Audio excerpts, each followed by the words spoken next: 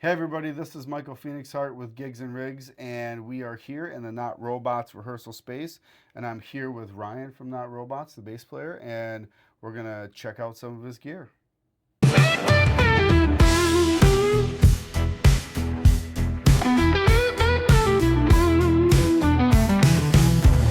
All right, Ryan, you got some really cool stuff today. Yeah. Why don't we start with these basses? Yeah. So both albums were recorded on two different four strings. Both were Fender basses. The first album was P bass. The second album was a jazz bass. But since then, I've transitioned to five string. So if you see us play out, you'll see either one of these basses. So I primarily play this Dingwall bass, and it's a Dingwall SP1. It's a passive bass. It's a PJ setup. Simple control. So over time, I've owned a lot of basses, and I've realized that the simpler, the better, just based on the range of different music that we play, the pedals that go into it. It's just a lot easier to control with With just a simple setup. exactly. So And this pickup, like the way that it's oriented is really interesting. I've never seen one like that. yeah, so this is a multi-scale bass. So the B string runs 35 inches and it scales down to a 32-inch scale on the G string. So you get your best sounding B tone from that 35-inch scale, but it makes it more comfortable to play too, actually. It does take some getting used to, but it does have a really nice tone to it. These are Dingwall proprietary pickups. They've got a more modern flavor, modern tone to them. So Are, it's are they modeled after like EMG style pickups I don't think so. I'm or actually anything that you know of? I'm not really sure actually. I just know that it doesn't really have the same tone or feel as the Fender bass does. So, between these two basses, you'll see me play this or that depending on, the gig, how I feel that day. What song you're playing? And so Exactly. you're just So, running like volume and tone and just yeah, so this is basic. a tone knob, volume knob, and then this is a pickup selector. So you can isolate either the P pickup or the J pickup, or you can run it in series or parallel. That's pretty cool. Yeah, I have a blender pot that does stuff like that too. I like that kind of stuff. yeah, and I just love the way the bass looks too. It's just got a really cool paint job. This uh, pick guard looks really cool. Just comes together really How classy. many frets is it? Do you know? Yeah, so this is 21. Okay. Yeah, so it's not an extended type. Um, Fretboard or yeah, anything. exactly. It's Yeah, very so interesting. Even the frets are like just like moved in just a nice, interesting array that's not just straight across. yep, yep. Does that affect your playing? Like in how Yeah, a does little that? bit. So it didn't take long to adjust to it, except for once you get past the 12th fret, Mm-hmm. things get a little bit more compact and your fingers aren't really Sure. used to it. It could be easier at some point, but it's not for me yet. So playing up, in this part of the neck, it's not really much of a problem. But when I get down here, it gets a little confusing for me. And this is called what? A super Yeah, so it's an SP1. SP1. Yep. So just a PJ bass. Uh, really cool. This is super cool, man. I've Yeah, never paint seen one job. like this. Yep. And then this is a Fender Pro 2. And this is just the latest iteration of the Fender Jazz bass. It's a passive bass with volume and a tone control, but it's really really easy to dial in a good bass tone no matter what you do. You can just plug it right in. It's Yeah, classic yeah, sound it's from Motown to right. Southern rock. I mean, it's been in everything, Yeah, right? it doesn't matter what we're playing. It fits in with everything really easily. And And it's got that old school like yellowish white finish, yeah, man. I like that. That's kind of classic and iconic. yep. I like this bass a lot. It's got the right balance. It's relatively light for a 5 string. I think it's about 9 pounds. Do you play So different strings on this than you do on the other bass? right now they're Gauge both round wounds. No, the same gauge. I think that comes with dragon skins. I'm not sure. I think that's what it is. But both are round wounds. Okay. But I find it difficult to find a B string flat wound that I Mm-hmm. like. Uh, So you just but stick with the rounds. yeah, yeah. Usually like Ernie Ball, something like that. Perfect. Yep. Well, and then we go into some really cool stuff over here. Why don't we run through the signal chain? And is this stuff on the records? So coincidentally, no, none of these pedals are on the record. Any Awesome. effect that's on either of the records comes post production From the studio. from the studio effects. Yeah. So, with the exception, the second album did have some level of overdrive. I can't remember exactly which pedal it was, but it was something that Jeff had in the studio.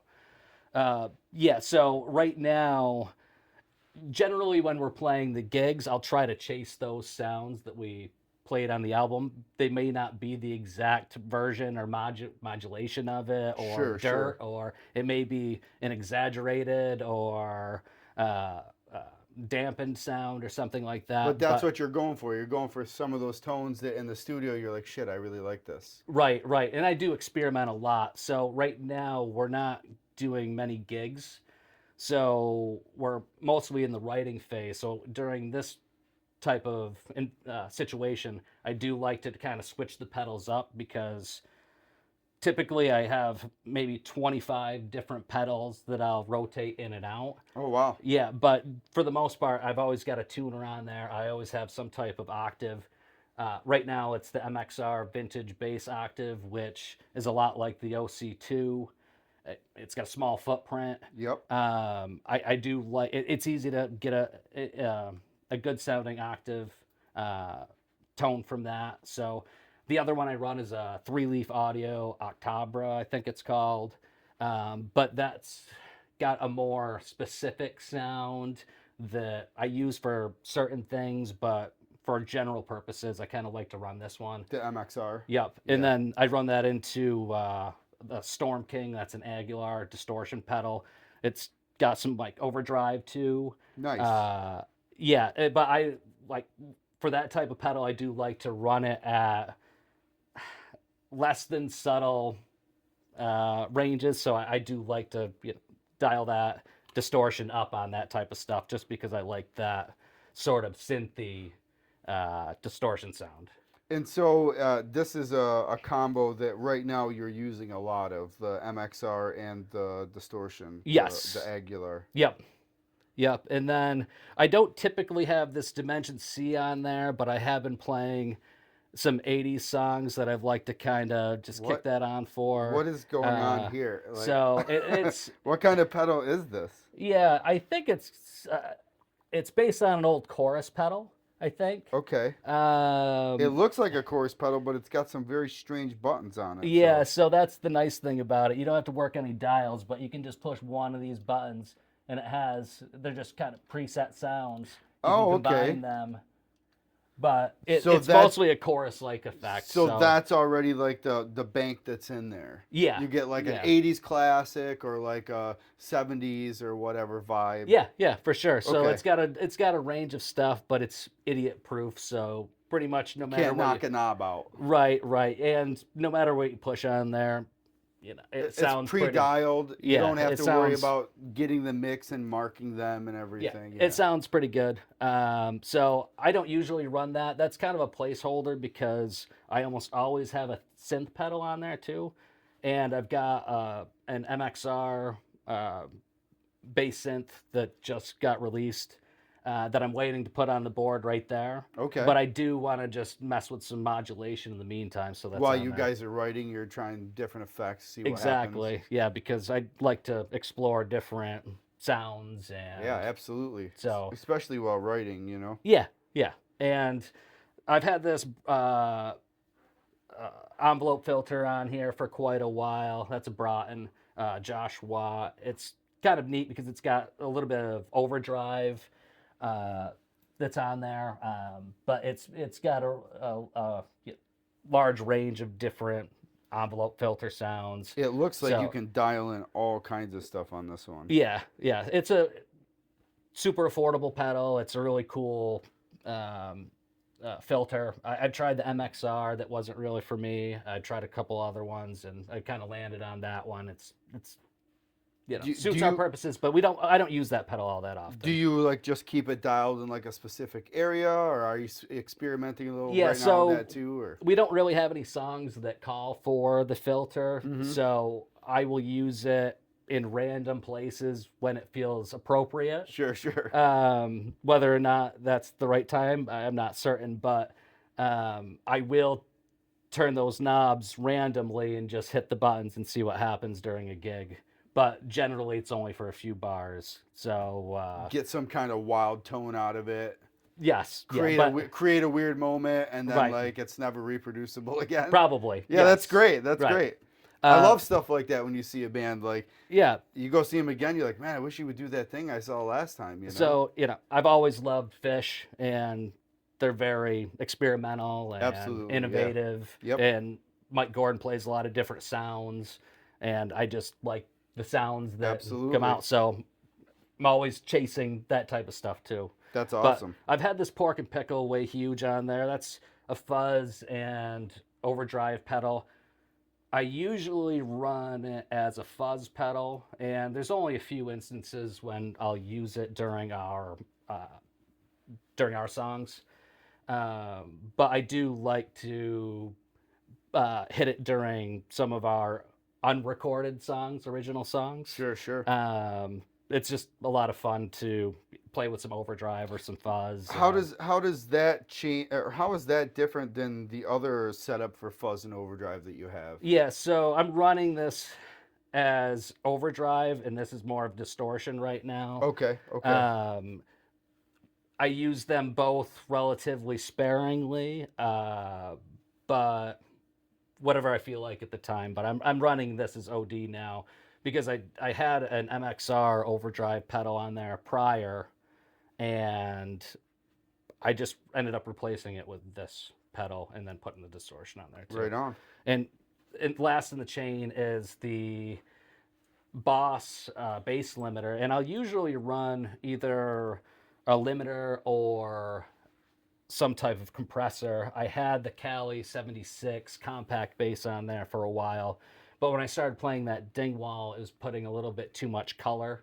Hmm. into the signal, and so I've since removed that. I may keep that on there, but that's been a staple at the end of my signal for a long time, just to make sure that those spikes get level, particularly when So we're this is gigging. just to So make sure that there's no like frequency unbalancing. yeah. So this doesn't really add much color to the signal. The Sure. dials I run really modestly, all mostly at noon or uh, lower than that. So So is it more like a buffer? It's more like buffering the signal as it yeah, goes yeah, out. yeah. Because with all these different things that could be happening, and Yeah. You got a lot of different signal. right, so just to make sure, Yeah. and I do mix up techniques sometimes too, and that means whether a little bit of slap bass or just Plucking, plucking a whatever little it too is. hard with a pick. Yep. That'll help level that stuff out a little bit. So So it's almost like a compressor, but it's at the end of your chain. yeah. So whatever's coming out is all like nice and evenly balanced as it's running out. So when I run the compressor, I'll run it right after the tuner to squash it down usually. Right. Or I'll put the synth in front of the compressor and then run the synth first. But for the most part, it's the compressor. It makes sense. I've seen a lot of people talking about pedal rigs, and they're doing buffers in the front, buffers in the back. Yep. And I've never done anything like that, but it makes sense why you would do that. Yep. You know, Yep. so that the tone, no matter what, is always the same coming out. Because some of these pedals got like way more juice than the other ones. Yeah, and there's, for the most part, the ones that need levels do. And I used to run Electro Harmonics micro synth a lot, but part of the problem was it didn't have a level control, and it would just get squirrely depending on where you had the settings, and sometimes it would just blast and without any control, and it would even blast through the limiter too. So That's interesting. yeah, but I did love that pedal quite a bit. Yeah, those are fun pedals to play with. Yeah. So what do you got powering this? Is it just Yeah, so there's a Voodoo Lab. Yep. I think it's says it on here. I can't remember. It's like a power pedal 4x4, but Yeah, it's got classic. 8. It's got like 7 9-volt outs and then 1 18. So Okay, that's yep. why I've got 7 on there now, but I could run more. One more. Now, do you ever go with a bigger board? Have you ever experimented with Yeah, so I do giant have board? So I do have a bigger board, but it's kind of heavy. So it comes in a Absolutely. flight case. Yep. And it's probably another, I don't know, 6 8 inches longer than this one. And then, I think I could fit at least 12 14 pedals on there. Yeah. But it became overkill. I figuring out how to do it with this footprint. Well, yeah, it's economical, right? And also, like, Yeah. what are you normally doing most of the time? And, Right. If I can't get by with 8 pedals, that might be a you problem. might have a problem. I might have a problem, but I do have probably 25 pedals that I cycle in and out. So I could build a bigger board, but that flight case with all those pedals, it's a lot 50 of space. pounds probably. Yeah, it's huge, right? So, and it's awkward to carry around. So Yeah, trying to figure out how to do it with this. They don't make them easy to travel with, actually. Yeah. Even when they have wheels on them, they're the smallest wheels you've ever had. So Right. So this one's just a handle and perfect. a lot of metal. Really easy to go. Yep. Well, let's talk about this weird thing here. What is this? Oh yeah. So this is just something that we picked up recently. It's an Orchid keyboard, so it's kind of an ideas machine, but you can do all these neat things. It's kind of a cheater keyboard because, you've got your 13 keys, and then, you can play a C minor, a C minor 6th, just by pushing these buttons combined. So Interesting. then you could run drum loops and all different things, bass line, synth, so you can build ideas on the machine. So it's kind of a mini workstation. You can record little riffs on there and stuff. So That's cool. yeah. So Is this mainly for like the writing process? or- yeah, just messing around. We'll get it going in the room a little bit. I'll mess around with it at home, trying to write lines and stuff like that and chord progressions. But That's really I've been cool. bringing it over just to experiment with in the band setting too. That's awesome. Yeah. Yeah. This is very interesting and unique, Yeah. So it's kind of new to the market. They've been building limited runs of them. I think there's like 5,000 of them that exist now. But No kidding. That's right. yeah, it's kind of a niche-y, neat instrument, but it's a blast to play with. So it gets my full endorsement because you can do some pretty wild things with it. That's awesome. Yeah. You could be essentially playing bass and run some synth bass and stuff like that, or change out different keys you can transpose through this. Right. So it makes it just easier if you don't know how to voice some of these different. If you don't know, how to voice E major 9th, it makes that sound for you, so you can write and say, okay, I could figure that out, but I can easily just hit it like this and hear it and understand if that makes sense in the context of your song. Oh, that's a great idea. That's a great way to use it. Yeah. That's awesome. Yep. Man, that's cool. Yep. And what do we got here? Yeah, so my amp journey eventually brought me to Mark Bass.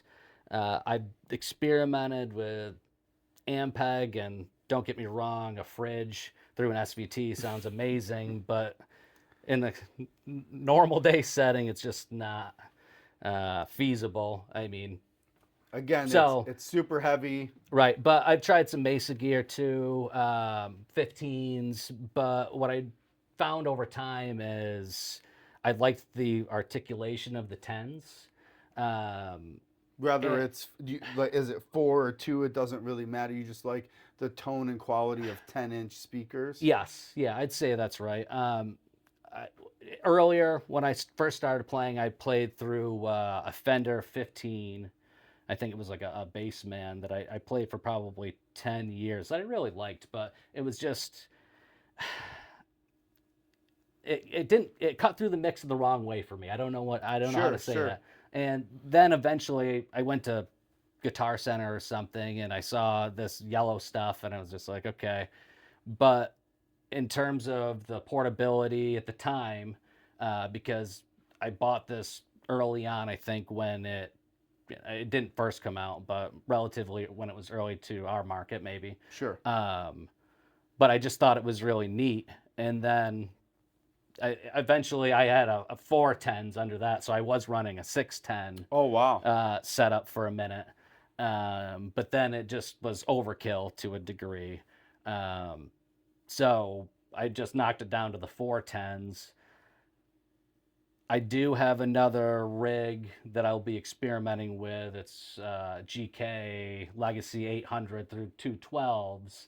So that's something that's That's cool. on deck to try. I know about the Um, GK gear, and I think it's really, really amazing gear, honestly. yeah, so And it's all light. It's all super light. I've never tried that gear before, and I've tried a lot of different gear, so it's just another one that I'm hoping scratches that itch for a minute. And but Is I've this never played through 12s, so now when you have you gigged out with this one? yeah, this is primarily what I gig This with. is your primary gig Yeah, rig. yeah. So there was the second album I had a Mark bass tube 500 watt. Mm-hmm. It had like a tube preamp. It wasn't a tube amp, Just had but I that had tube preamp. AXRs or whatever that are in it. I think so, but I think it had one tube or something like that. But that's what I used on the album, and then I was running that 210 and the 410 cabinet through that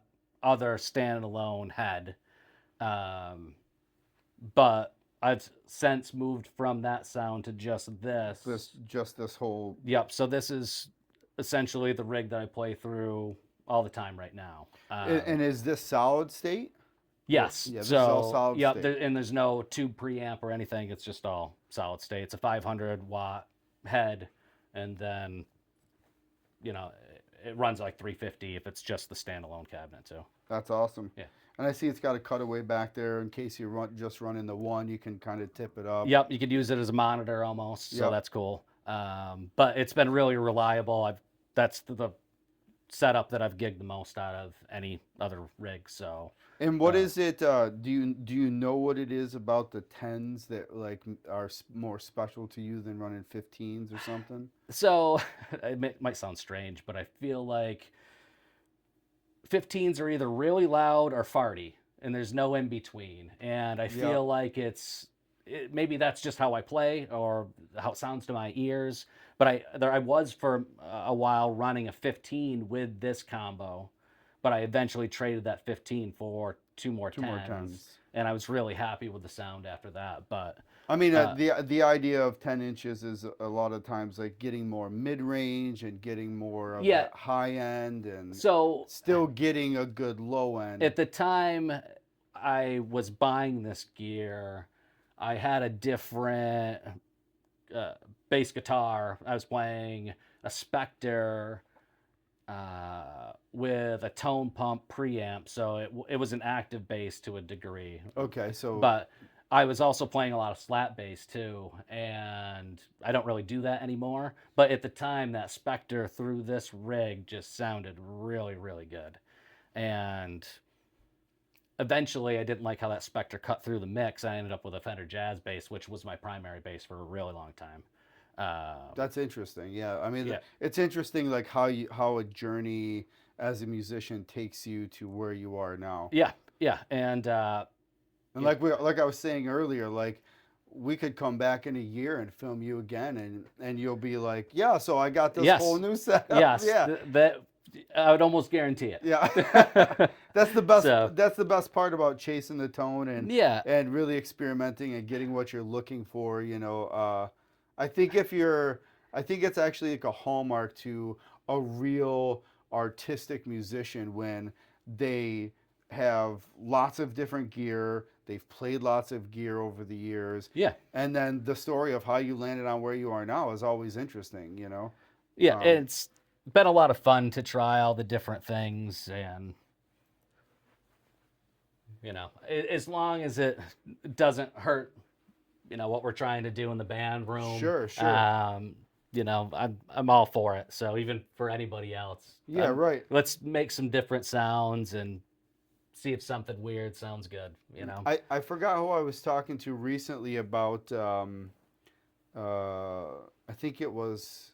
Um, I can't remember the band name now. Anyways, there's a hard rock band who they've over the last 5 albums, the guitar player has used so many different pedals that Yeah. he has to run 2 giant pedal boards now because each one of those songs had a specific pedal Yeah. to make that sound, and he can't kind of fake it. He's got to run all that stuff. So I find it's always such an interesting thing when you have so much gear that you're experimenting with. I wish I had that problem though, because if I had something that was so perfect dialed in that it was so, you know, Right. crucial for that part of the song, oh, that'd make my day. And for most of us, we have a pedal that maybe we use one time on one song. Yeah, that's a lot of these. Sometimes none of them get clicked on, depending And then on the your tone, and situation. then in that situation, it's just the bass running straight through the rig, right?